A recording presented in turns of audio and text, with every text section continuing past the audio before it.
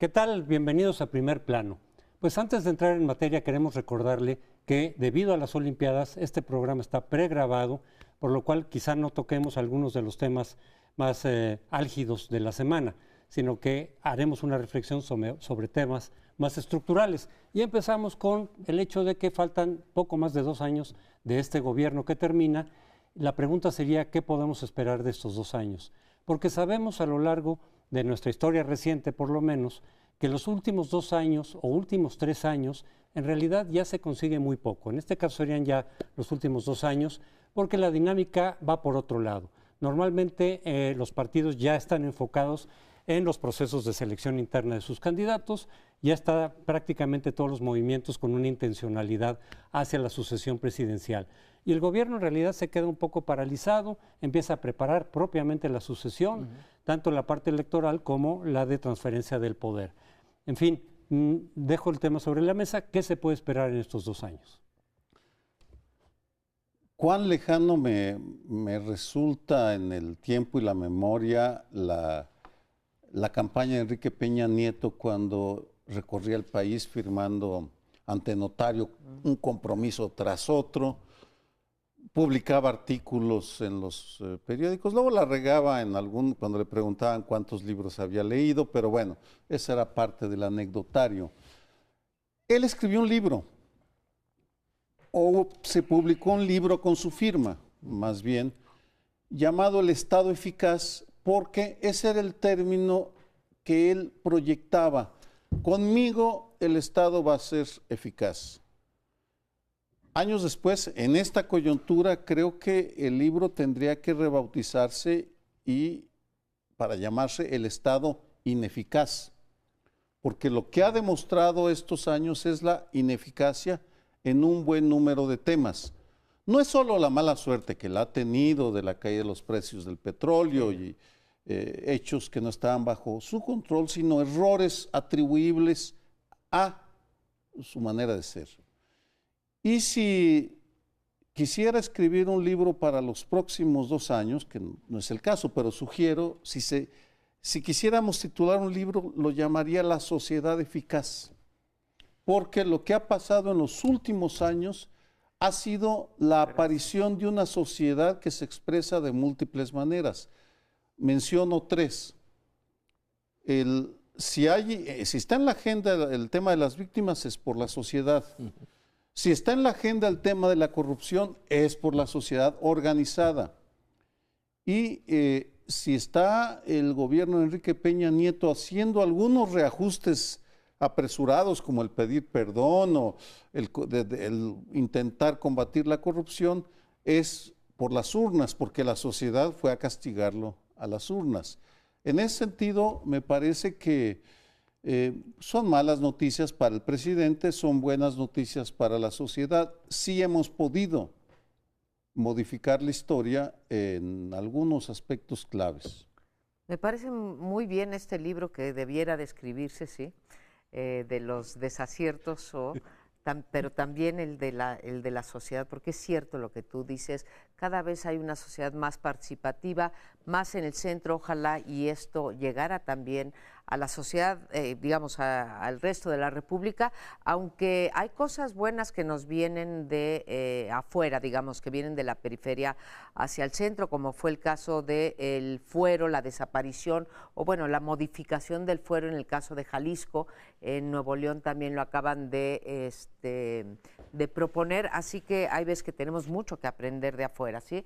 Pero esta vibrante sociedad es más como del centro, apoyada siempre por otros estados. A mí me gustaría, dice José Antonio Crespo, y no le falta razón, que hay una especie de tradición, ¿no? Que ya los 2 últimos años, pues ya se está preparando la sucesión, etcétera. No hay nada que me gustara más que esa tradición, como otras que hemos logrado romper, que se rompiera esa tradición. Y creo que es perfectamente posible, porque si pensamos, es la mitad del tiempo que tiene un presidente norteamericano en su mandato.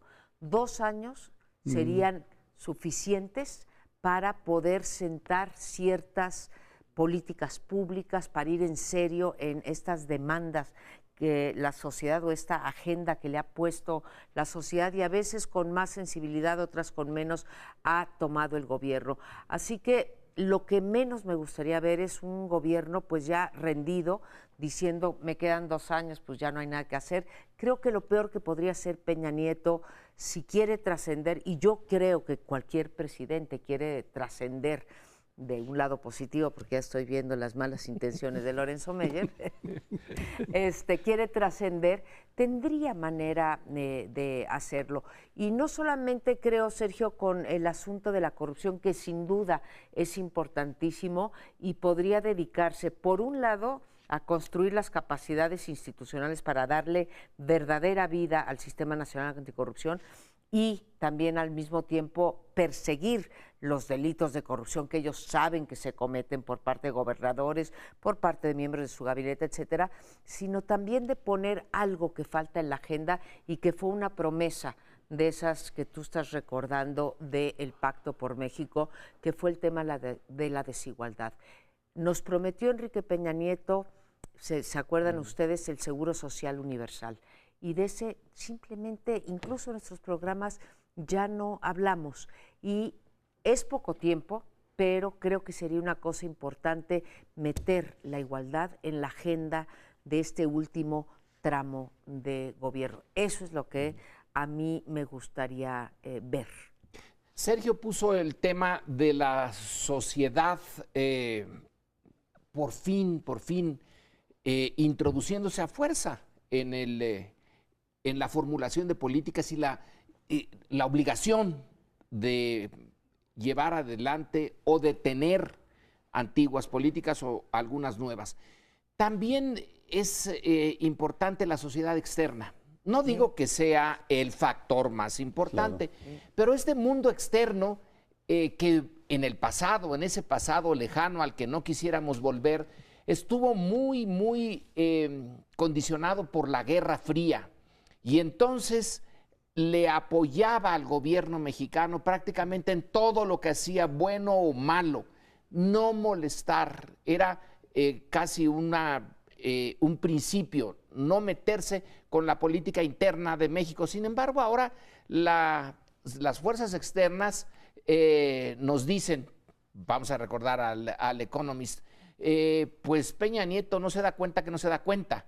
Esa frasecita fue demoledora, y así le están desde afuera también dándole puyazos. Los 43 estudiantes de la Normal de Ayotzinapa, cuando dijo ya supérenlo, etcétera, ya no, olvídense de ese tema, desde afuera también le recordaron que no se pueden olvidar. Entonces son dos sociedades, claro, a distintos tiempos y con distinta intensidad, pero están forzando a que no se comporte el gobierno como si fuera el dueño del balón, sino que le están poniendo reglas y a veces le quitan el balón.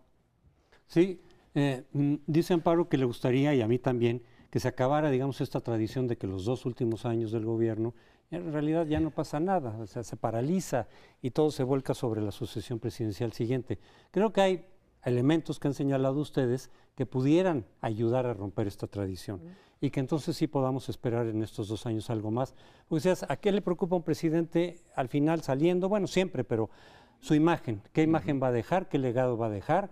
Y entonces trata de hacer lo que se pueda para mejorar su imagen, pero también está la cuestión electoral. O sea, supongo que cualquier presidente quiere dejar a alguien de su propio partido, quiere dejar que su partido sea el que gane, es lo normal, pero entonces también ahí puede estar la motivación. Si de verdad están viendo que las elecciones ya no se controlan, que los ciudadanos expresan sus exigencias, no solo, pero también en las urnas, y que entonces el triunfo del PRI en este caso está en juego por lo que haga o deje de hacer Peña Nieto en estos 2 años. Si Enrique Ochoa, el nuevo dirigente nacional del PRI, dice que el principal activo del PRI es el presidente Peña Nieto, pues van rumbo a la derrota. Entonces tendría Peña Nieto justamente que hacer cosas de lo que la gente está pidiendo. Yo diría que uno de los temas en el que se tendría que abocar en serio es el combate a la corrupción, porque ese fue el tema en la elección de este año, un poco también en el año pasado. Entonces, si no hace algo al respecto más allá de ofrecer hacia el futuro, pues entonces su popularidad no va a levantar. Y sí, él va a estar en la boleta del 2018, la gente va a calificar su gobierno votando o no votando por el PRI. Entonces, ojalá que ese incentivo de veras permita romper estos parálisis de los últimos 2 años.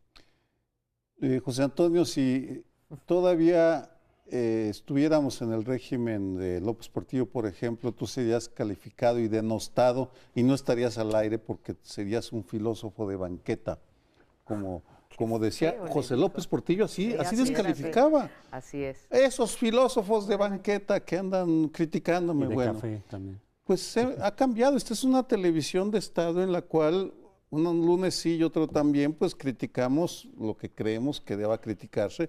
A veces nos pasa la mano en el tono sombrío, ya nos han jalado las orejas, pero Nos han jalado las orejas el público. el público, sí, el público, Sí, el porque público se no, puede jamás, malinterpretar. Ni la televisora ni el gobierno. ni la televisora ni el nos gobierno. En han- privado nos dicen que lo que nos digan, eso realmente se queda en Las Vegas, como dirían la frase. Pero a lo que voy es que tienes razón, José Antonio. Me recordaba la catástrofe económico-financiera sísmica de septiembre de 1985, cuando el gobierno de Miguel de la Madrid se queda paralizado Sí. y se vio obligado a reaccionar. Creo que sentó las bases del neoliberalismo, del cual creo que vamos a hablar, esas acciones, pero sí reaccionó, es cierto, tienes razón.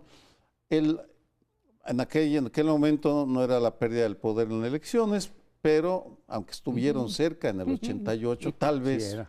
perdieron, tal vez La elección. no ganó Carlos Salinas, pero en fin, no importa, sí se movilizó y pues estamos grabando este programa el 25 de julio, por tanto no sabemos qué vaya a pasar en los próximos días, pero pues ya sería, lo lógico sería que presentaran la Procuraduría General de la República cargos contra algún gobernador, el de Veracruz para empezar, el de Chihuahua y el de Quintana Roo.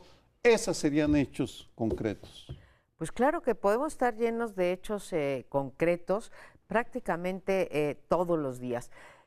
Algunas personas no creen en el legado, digamos, de las reformas estructurales que se hicieron, las llamadas reformas estructurales a principio del sexenio, o algunos en esta mesa creemos que unas fueron buenas y otras no tantas, pero en fin, lo que sí mostró, independientemente de lo que pensemos de ellas, es que tenía el liderazgo en unas condiciones relativamente difíciles, Peña Nieto, para reunir a los partidos políticos, para sentarlos a la mesa y hacer un pacto que fue cumplido en una parte, en otra todavía nos quedan a deber. A mí sí me gustaría, y creo que es posible, no es nada más una cosa de que, ay, me encantaría que, no, creo que es posible que se sienten a la mesa las fuerzas políticas para hacer un pacto de otro tipo, no un pacto legislativo, no un pacto lleno de arquitectura jurídica, que para eso ya, la verdad que ya hay una fatiga reformista, ¿no?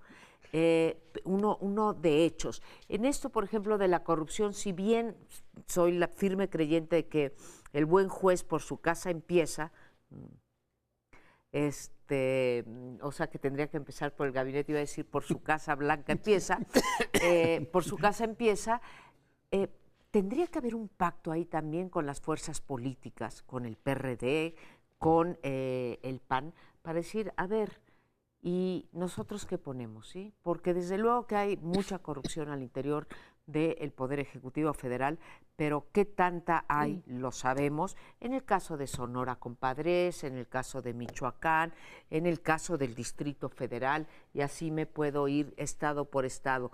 Entonces, creo que a las fuerzas políticas también hay que pedirles, lideradas por el presidente, por quien ellos quieran, por Enrique Ochoa, por Anaya. A mí sí de repente me da coraje ver a Anaya, ¿sí? Con los spots, y de repente pues no pasa nada, ¿no? Sí, tendría que ser un compromiso para todos, no solo para el gobierno federal, no estoy de acuerdo, pero vamos al siguiente segmento.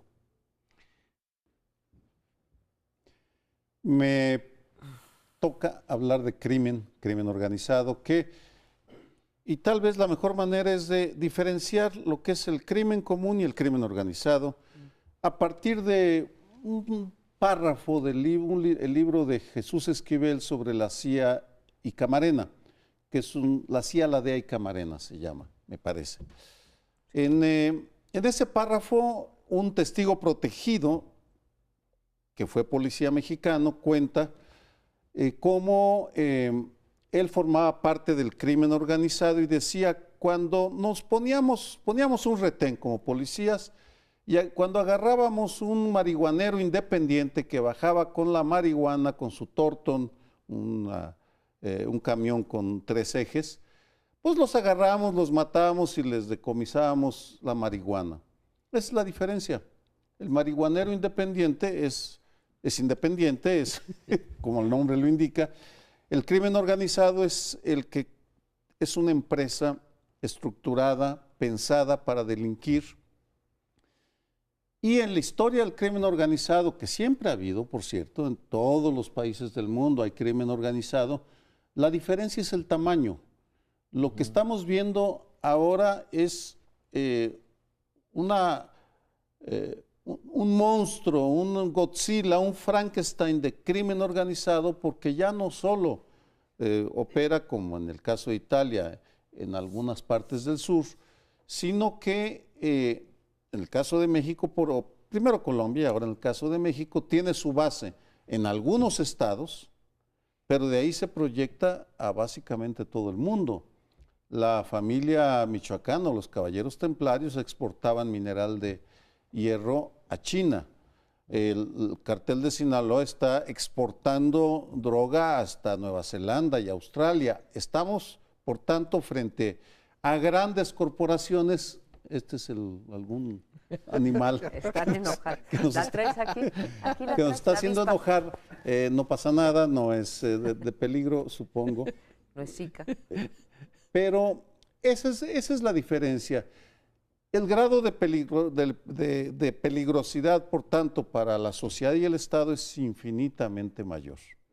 Ahora, yo creo que no se han diversificado únicamente en esto que, por ejemplo, ya exportan mercancías que no tienen que ver propiamente con los narcóticos, con las anfetaminas, etcétera, sino que también han diversificado, cuando menos el caso de México, el giro de actividades delictivas, porque estos mismos integrantes del crimen organizado ahora se meten en el tejido social, ahora capturan autoridades y sobre todo ahora se dedican a otras cosas también como la extorsión, el secuestro, incluso los robos en casa, habitación, o sea, se meten a todos los delitos que están tipificados en el Código Penal, haciendo que, a diferencia de los años 90, en donde también teníamos unas tasas de homicidio pues muy elevadas, pero no nos preocupaban tanto porque nos quedaban lejanos esos delitos. Eran delitos que no afectaban la vida cotidiana de cualquier mexicano. Hoy lo que vemos es que el crimen organizado, y desde luego, como tú lo has señalado en tus artículos, la ineficacia y la ineficiencia en el combate al crimen organizado ha llegado al punto de hasta modificar las costumbres de vida de los mexicanos. Hoy, que yo no estoy ligada con ninguna cuestión de crimen organizado, cualquiera de nosotros, pues ya la pensamos 2 veces si salimos en la noche, o quitamos la tarjeta de crédito antes de salir, o en fin, cambiaron nuestras costumbres, cosa que no ocurría con altos niveles de homicidios por 100,000 habitantes en los años 90, ¿no? Entonces, este cambio en el carácter del crimen organizado es lo que lo vuelve todavía, pues, si cabe, más intolerable, ¿no? Y el reto que le presenta al Estado en otra época, los años 90, 80 del siglo pasado, había instituciones que se mantenían como reserva. Decía uno, al final de cuentas, si las cosas fueran de mal en peor, aquí está, por ejemplo, el ejército. El ejército no estaba siendo tocado, claro que tenía relaciones desde tiempo atrás con el narcotráfico, pero no se veía, y la imagen de una institución fuerte que en el último momento podía llegar a ayudarle al Estado a poner orden. Bueno, al ejército lo metieron de lleno a la lucha contra el crimen, en particular, desde luego, el gobierno de Calderón. Y entonces ocurrió lo que me parece una de las cosas más desafortunadas. El ejército no pudo acabar no pudo poner un nuevo capítulo, sino que el crimen organizado siguió avanzando. Y entonces ya no nos quedó ninguna institución, nos queda nada más, no sé, rezar, Dios, a ver, la Virgen de Guadalupe, pero ya no hay instituciones reales que uno pueda decir, si llegaran las cosas a un extremo, aquí está la reserva moral, física del Estado mexicano. Ya no hay reservas. Así es, era la carta fuerte, era como el último bastión, y de pronto vimos que no resolvió el problema. Pero, en fin, yo creo que el esquema norteamericano que nos impuso América Latina es el que estaba mal planteado, lo han dicho muchos. Tenía que abordarse de otra manera el asunto de las drogas, del consumo. Y bajo ese esquema, la idea era los países que produzcan tienen que combatir la oferta, porque entonces se reduce la producción y en esa medida se reducirá también el consumo en su propio territorio de Estados Unidos, el mayor consumidor de las drogas. Bueno, el caso de Colombia por lo menos refleja que no fue así. Es decir, ahí hubo muchísima violencia, se metió el ejército de lleno desde luego también, Estados Unidos con el Plan Colombia, es decir, una asistencia directa de los Estados Unidos, no indirecta como la que hemos tenido nosotros. Se redujo la violencia, sí, de la que tenían. No completamente, porque siguen teniendo altos niveles de violencia, pero en comparación con lo que tenían hace 10 años para atrás, se redujo la violencia, sí, pero la producción de cocaína no. La producción de cocaína se mantuvo más o menos estable e incluso de acuerdo a informes recientes se ha incrementado. Entonces pareciera, la lección de Colombia sería, no puedes tener las dos. Si quieres entrar a combatir de verdad y reducir la producción, vas a tener niveles más altos de violencia. Si haces una política para reducir la violencia, la producción se te va a volver a disparar. Es casi que prefieres una o la otra. No han sido conciliadas esos dos objetivos. Son antagónicos. Otro de los lo agarro desde la óptica que tomamos en el bloque pasado, de lo ideal de que Enrique Peña Nieto, su gobierno, en los próximos 2 años nos sorprenda con un festival de reformas estructurales o de intentos, cuando menos, intentos serios. Y en ese sentido es indispensable y urgente hacer una revisión de los sustentos de la estrategia contra el crimen organizado. No está funcionando, me lo han comentado en privado generales y almirantes, no está funcionando porque está centrada en la fragmentación de los carteles, que si bien es necesario, por supuesto, detener a los grandes capos, es insuficiente si no se complementa con otras medidas. Porque la fragmentación que se desarrolla como estrategia en Estados Unidos tuvo sentido en aquel país en donde tienen instituciones fuertes y en donde participaron los 3 estamentos de gobierno de manera activa para frenar al crimen organizado. De hecho, Manhattan fue no es un municipio en sentido estricto, pero una de las ciudades que se lanzó con mayor energía en contra del crimen organizado. En el caso de México tenemos que revisar a profundidad esa estrategia para atender otras características que tú ya mencionabas del crimen. ¿Lo reconocerá o lo hará? Pues yo lo deseo, lo veo difícil. Me parece que más bien deberíamos generar un debate en los próximos 2 años con el Estado, pero sin depender del Estado, sin esperar que lo vaya a adoptar, para confiar en que el próximo gobierno sea quien llegue realmente a innovar en ese terreno. Pero en fin, son especulaciones. Oye, a Sergio, futuro. perdón, nada más Sí, un sí, rapidísimo.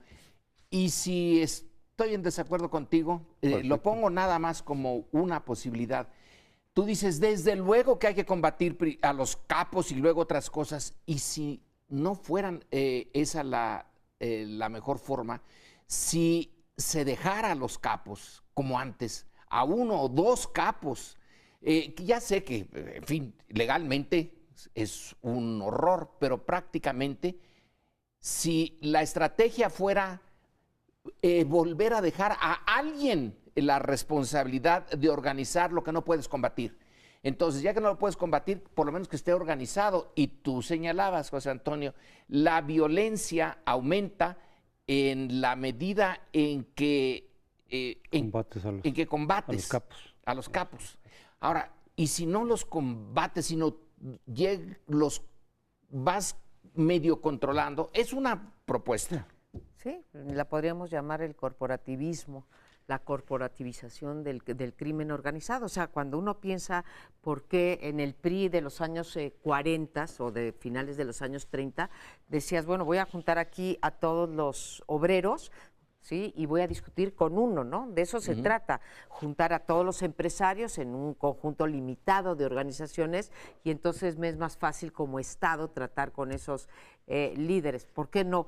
Pero ¿por qué no lo metemos dentro de lo que está proponiendo Sergio, de decir, bueno, vamos a hacer un debate, porque lo que sí hay que reconocer es que, a diferencia de muchas otras asuntos de la sociedad, por ejemplo, en educación, en materia de anticorrupción, hemos sido capaces nosotros y tantos otros analistas o estudiosos o académicos, hemos sido capaces de decir, oigan, en política de la pobreza deberíamos de cambiar el foco de tal a tal. En el caso del crimen organizado, no ha habido alternativas. Cuando volteamos a ver Colombia, cuando volteamos a ver Estados Unidos, lo que tú decías de Nueva York, no ha habido alternativas en el mundo para frenar este fenómeno. No hemos sido nosotros capaces de decir, oigan, ¿por qué no le exploran por acá? Entonces, tomemos eso y echémoslo a andar. Sergio, te propongo. Mire, ya no tenemos tiempo. Es uno de los asuntos que tenemos que discutir. Hay un modelo, el modelo japonés, por ejemplo, que hay un cierto entendimiento con la yakuza muy informal, pero tiene sus riesgos, tiene sus beneficios. Creo que lo importante, y como planteamiento, como tesis general de los próximos 2 años, los años que nos quedan, es resignémonos a lo que tenemos y preparémonos para el 2018, cuando llegue alguien con ideas nuevas. Y experimentemos entre tanto donde podemos. Chihuahua con Javier Corral va a ser un lugar donde podemos experimentar. Guadalajara sería otro, tal vez Nuevo León, en fin. No resignarnos, por supuesto. No.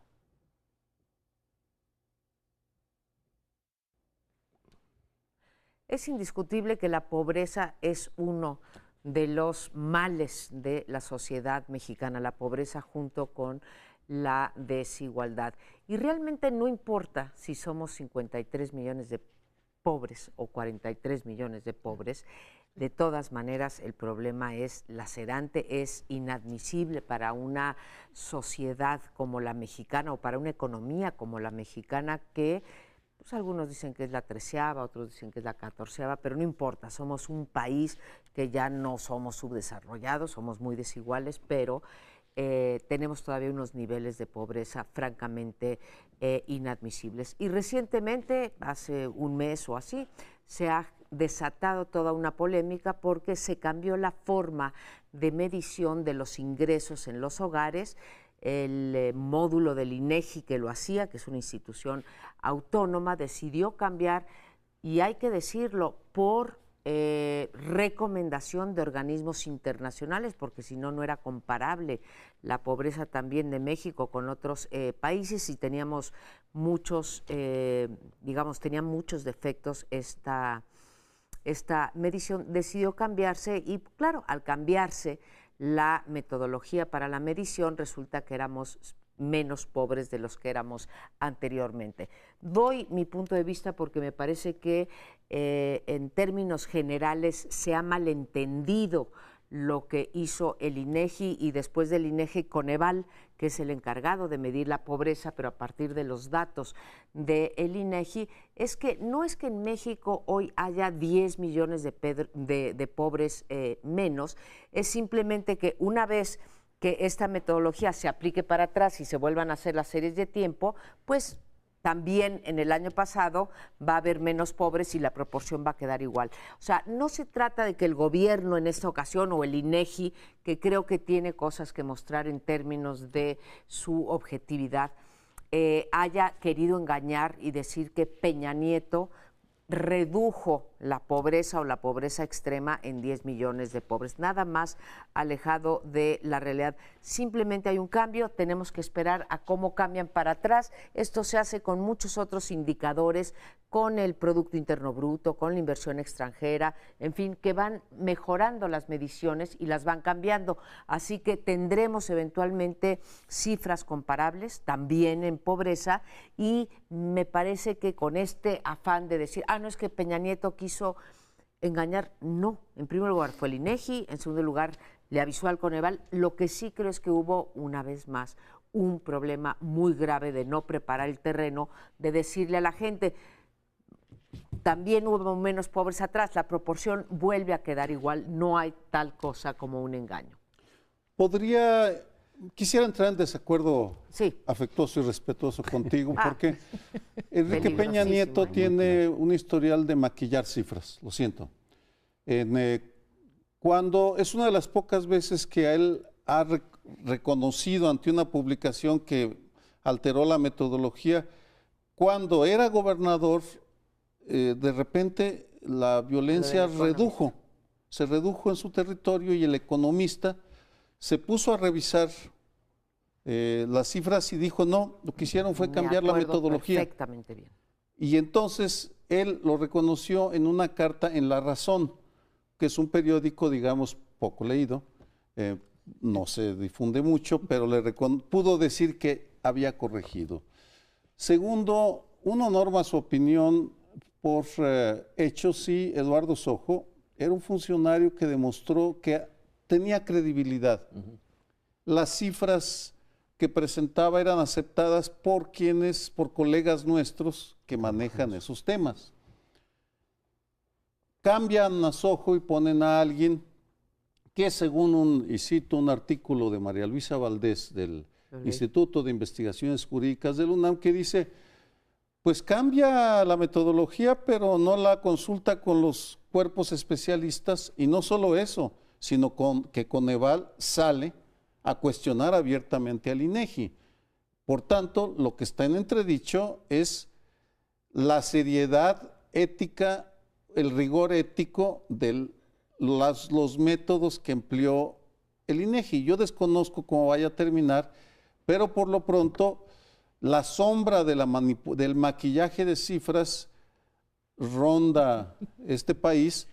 Y no será la primera vez que el gobierno de Peña Nieto maquilla realidades. ¿Me permiten para hechos una cosa? La metodología fue antes, cuando se cambió, fue antes de que saliera Sojo.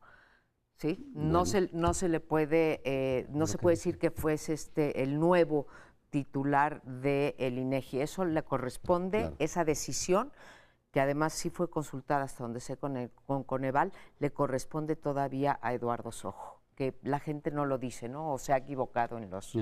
Nada más era para hechos, Sergio. Las estadísticas, la historia de las estadísticas es viejísima. Los egipcios las hacían y era por necesidad del Estado. El Estado necesitaba conocer dónde diablos estaba parado, qué se producía, qué no se producía, etcétera. Eran para el Estado. El punto ha cambiado. Ahora las cifras del INEGI no son solo para el Estado. La sociedad lo puede usar y presentar sus propios planteamientos. Esto los egipcios no tenían la más remota idea de que alguien fuera del faraón y del grupo en el poder pudiera usarlas. Era para los poquitos, casi en secreto, y el cambio ahora es que esas cifras nos sirven a todos, les sirven a la propia sociedad para defenderse, y que de repente lleguen y te digan, fíjese que de un año a otro la pobreza disminuyó 33.6%. Y como dice Sergio, ya tenemos historia de maquillaje de cifras. Entonces, esto debió de haberse desde antes, haberse discutido y haberse dicho Urbet Orbi, vamos a cambiar la forma. Y no se extrañen ustedes si ven ahora que hay menos pobres, pero miren, lo vamos a hacer así, así y asado. No se hizo. Llegó de repente. Bueno, pues entonces, como en la Casa Blanca, una mala percepción por la forma como se presenta al público, porque ahora esas cifras son nuestras también, no nada más del Estado. Es que pareciera que este gobierno en general no captó esta idea de decir no hagas cosas buenas que parezcan malas, porque incluso donde eventualmente, donde no habría, digamos, mala intención, si la comunicas mal, si no la divulgas adecuadamente, si no preparas el terreno, como dice Amparo, se va a entender mal. Eso es en donde tienen que tener ahí también una sensibilidad. Y aún a pesar de las aclaraciones que haces, y qué bueno que las haces para decir, pues igual y no hubo mala intención, en fin, esto estaba desde desojo, yo sí lamento el problema de comunicación y de mala percepción, porque con dificultad vamos construyendo instituciones autónomas, que en el caso del INEGI era muy importante, precisamente para que las cifras que de ahí surgieran no sirvieran para maquillar el desempeño del gobierno. Entonces creamos instituciones autónomas, muchas de ellas de repente meten la mano los partidos, las partidizan, pierden autonomía, sus decisiones no responden a los intereses de la sociedad, sino de quienes pusieron ahí a esas personas. Y cuando va logrando una institución, en este caso el INEGI, cierta credibilidad, que en México cuesta mucho trabajo por las historias que tenemos, una mala decisión, aunque sea exclusivamente por motivo de comunicación, vuelve otra vez a echar para abajo el terreno que habíamos ganado con dificultad en el caso del INEGI. Una anécdota de la historia, porque tiene relevancia. Hay un censo que se le conoce el censo maldito, el de 1980, porque José López Portillo pues decidió hacerlo como él era filósofo, él se creía filósofo, se creía heredero de Quetzalcóatl. ¿En serio? No. Sí. Publicó un libro, Mr. Q, Mr. Q, y en fin, era un poco pomposo en su autoestima intelectual. Pero ese censo, de hecho, se brincan, no lo utilizan.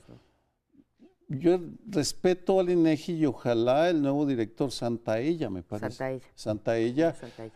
Tome en cuenta que si lo criticamos es porque nos interesa el INEGI, no queremos que se empiece a deteriorar como le pasó al IFE, por ejemplo, al cual ahora pues es difícil tomárselo en serio. Ojalá y escuchen estas voces de alarma. Han prometido trabajar con el Coneval y ojalá ellos lo hagan rapidísimo, porque urge que lo hagan, en transformar las series para atrás, de forma tal que podamos seguir comparando la pobreza, ¿sí? Ahora, esta parte de la autonomía del INEGI, que ha sido una de las pocas que no se ha partidizado, incluso en este último nombramiento, se hizo precisamente, ¿sí?, no pensando en los egipcios, sino pensando darnos una base a todos sobre la cual poder discutir, de forma tal que si nos sentamos en esta mesa podamos decir, a ver, en este país hay tanto por ciento de o tantos miles de millones de inversión extranjera. Es una cosa valiosísima, es un bien que tenemos que preservar, el de la autonomía del INEGI, y bien merecido se tiene en este debate que se ha cargado en contra, ¿sí?, por no haber preparado el terreno, por no haberle dicho a la gente con la claridad que lo está planteando ahorita Lorenzo, vamos a hacer esta cosa, entiendan.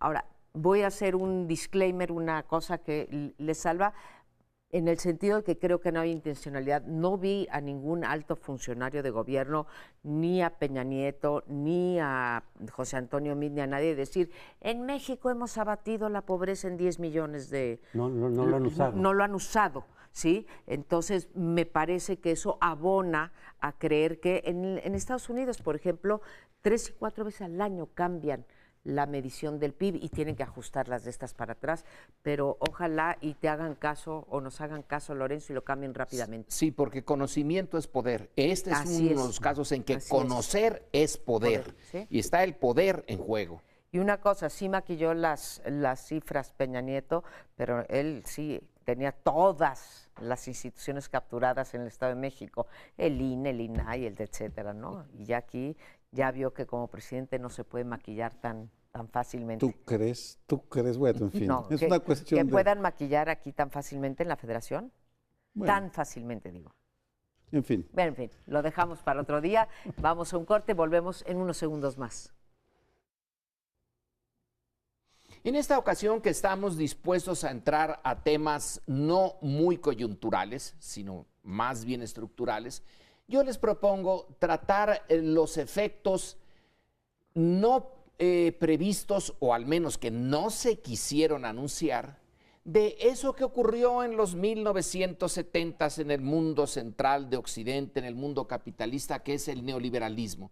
Cuando se decidió, voy a ponerlo de manera muy simple, que el Estado moderno ya no podía, con la cantidad de demandas que le hacía la sociedad, que el Estado benefactor creado durante la Segunda Guerra Mundial ya no funcionaba, que había que echar esto al mercado, que el mercado se encargara, porque es buenísimo el mercado para asignar los recursos a quien más los puede usar con mayor productividad.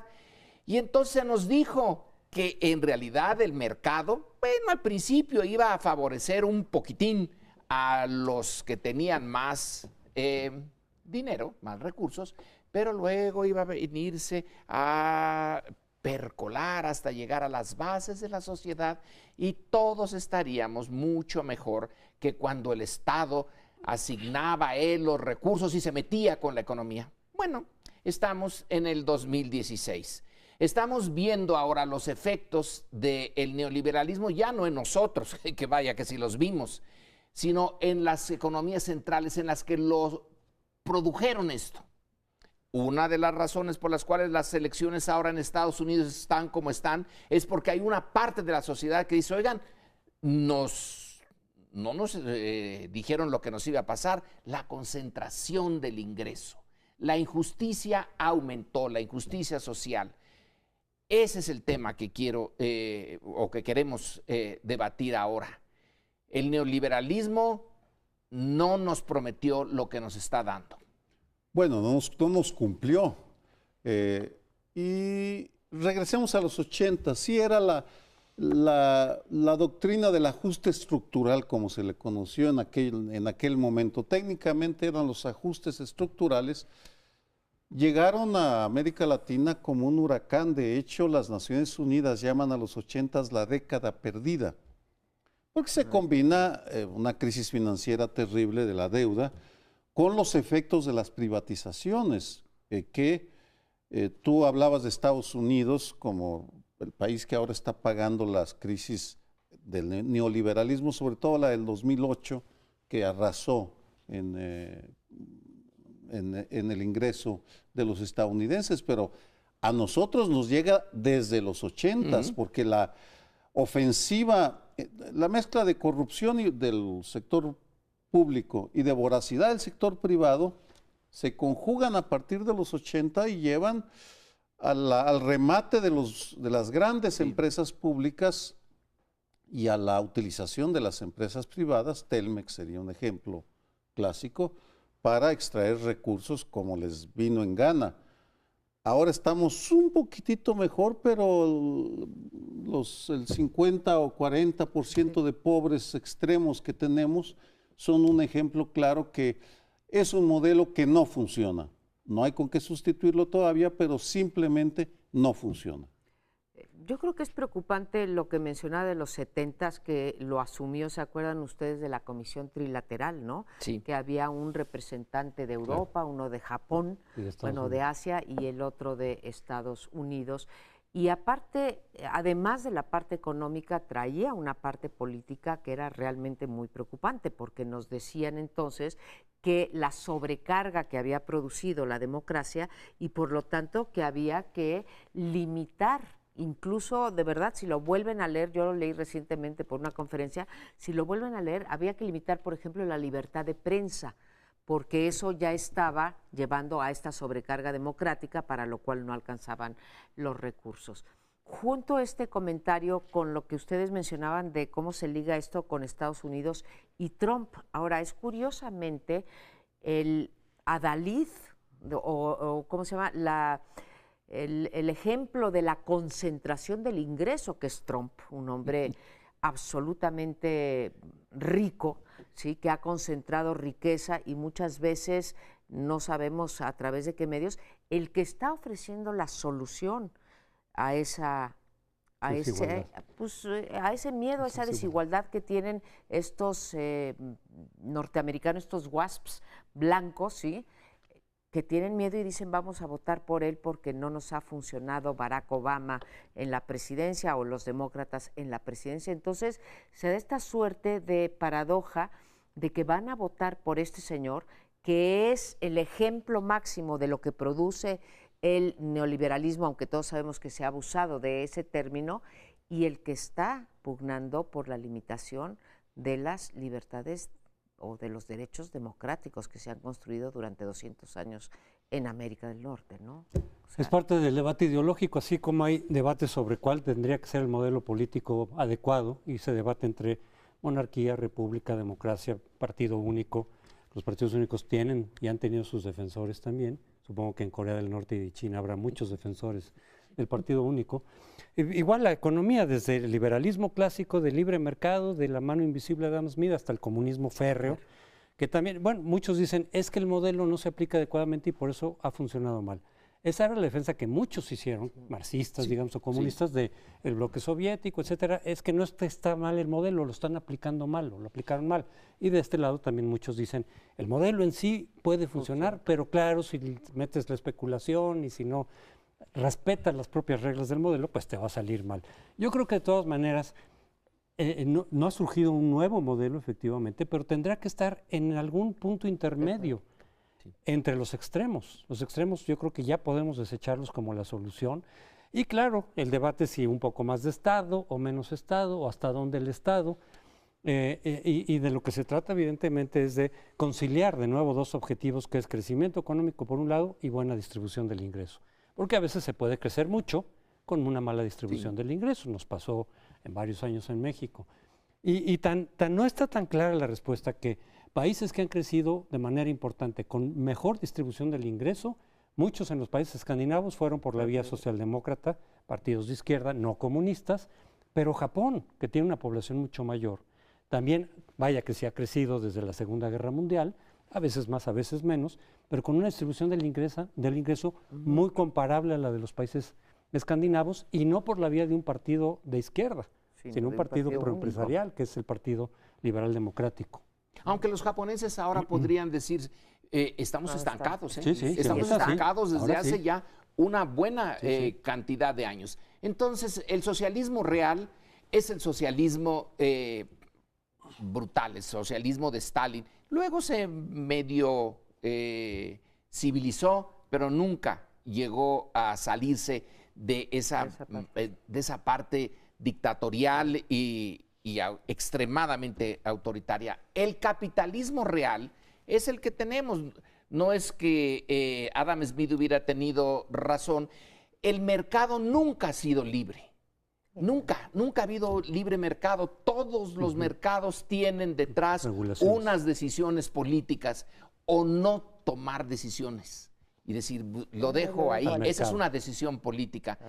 Entonces, ahora que en Estados Unidos está ya el debate, creo que es cuando nosotros vamos a poder también tener un espacio para debatir lo nuestro, porque no lo tuvimos cuando nos pusieron el modelito inicialmente, cuando Salinas, bueno, de la Madrid y Salinas nos lo pusieron y nos lo vendieron.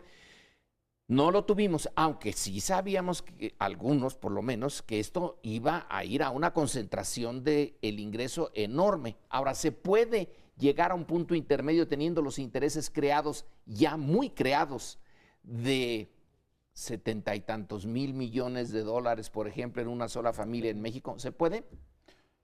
Pues no lo sé, pero ya que recuerdas esa época, sí nos lo impusieron. Participé en algunas de las reuniones que le organizaba Porfirio Muñoz Ledo, por cierto, a Carlos Salinas de Gortari, con senadores, y aquello era un espectáculo terrible, el sometimiento. Se discutía el Tratado de Libre Comercio de América del Norte, vamos, no era cualquier cosa, y sin embargo iban ahí los senadores como corderitos a aprobar lo que les decían. Y ya que hago este recuerdo porque el auditorio que nos está viendo debería hacer conciencia de la importancia de que en estos 2 años y medio que le quedan a Enrique Peña Nieto, deberíamos aprovecharlos también para discutir el nuevo modelo económico, ya que yo creo que no va a ser gran cosa, en fin, espero equivocarme, realmente espero equivocarme. Es un periodo excepcional en el cual se pueden generar propuestas diferentes, porque la ausencia de un modelo económico es muy grave para un país como el nuestro, con la mitad de su población en la pobreza. No podemos seguirlo tolerando. Y para que haya una solución tiene que haber una comprensión del fenómeno y una propuesta que surge por fuerza de los centros de pensamiento. A lo mejor Bueno, no te preocupes, si Pues Trump nos quita el se nos tratado. va el tiempo. Nos vemos en la próxima semana.